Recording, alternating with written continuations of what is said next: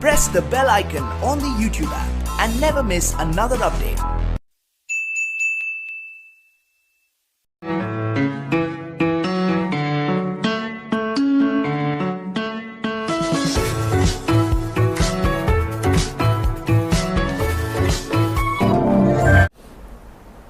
वो परमात्मा आते हैं और उन प्यारी आत्माओं को मिलते हैं। किन किन को मिले? इस कलयुग में दास के जो नॉलेज में हैं, आदरणीय धर्मदास साहिब जी को, आदरणीय मुल्कदास साहिब जी को, आदरणीय दादू साहिब जी को, आदरणीय नानक साहिब जी को, जो सिख धर्म के प्रवर्तक हैं, उनको जो परमात्मा आकर मिले हैं, जो सतपुरुष आकर मिले हैं सतलोक से, जहाँ वो रहते हैं वहाँ से चलकर आते हैं, सीधे साधु रूप धारण कर लेते हैं, जिंदा महात्मा का रूप बना लेते हैं।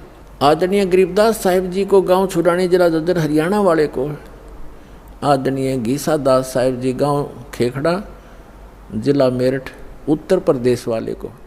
जब संसार में हाहाकार मच जाती है और अध्यात्म गुरु जो है अज्ञानी हो जाते हैं, उनका उद्देश्य केवल जनता को ठगना ही हो जाता है और हाहाकार मच जाती है, सब प्राणी दुखी हो जाते हैं, तो परमात्मा दुखी होता है, क्योंकि हम सभी उनके बच्चे हैं, वो हमारा पिता है, तो अपने का दुख अपनों को ही होता है। तो फिर वो परमात्मा उन उग्र गतियों से प्रेरित होकर 600 वर्ष पहले परमात्मा आए थे, ऐसा ज्ञान बता गए थे, एकदम शांति हो गई थी समाज में जो अभी तक चल रही थी, कोई लूटा खसोटी नहीं थी, प्यार से रहते थे, कोई किसी की आत्मा दुखाते समय डरता था भगवान से। अब आग लगी है, सब पूरे विश्व में माया माया दिखाई देती है, ना कोई लाज रही, ना कोई शर्म रहा, ना भगवान का डर रहा।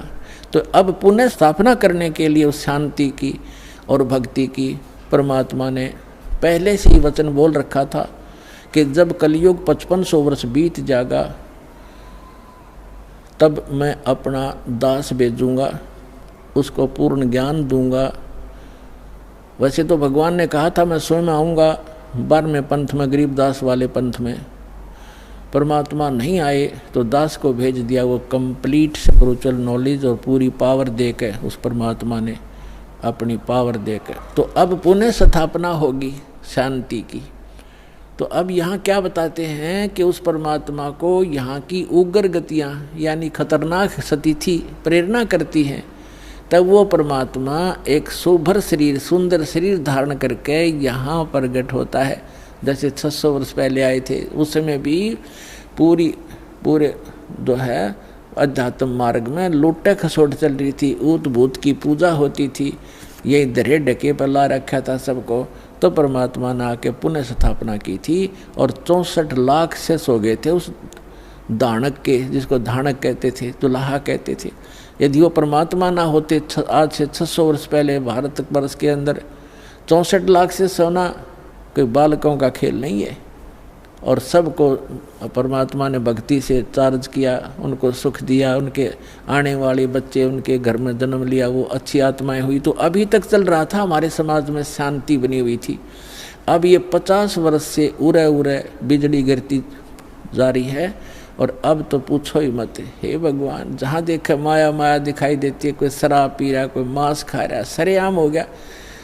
और कैसा हाहाकार, कोई सुल्फा पी रहा है, कोई बीड़ी पी रहा है, पूरा मानव दूषित और वातावरण दूषित हो गया। तो अब इस भक्ति से पुनः स्थापना होगी भक्ति की और विश्व में शांति की, परमात्मा का वचन है, ये तो होगा ही होगा।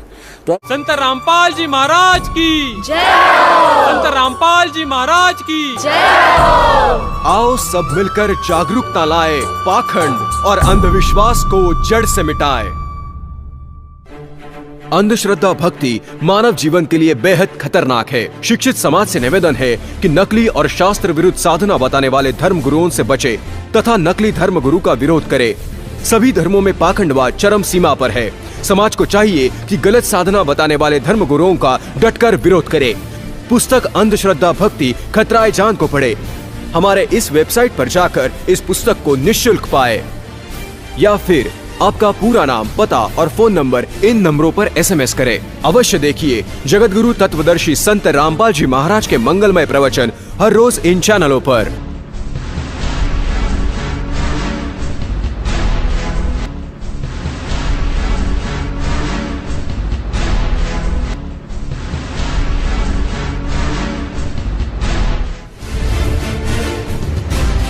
सोशल मीडिया पर हमसे जुड़ने के लिए लाइक, सब्सक्राइब और फॉलो जरूर करें।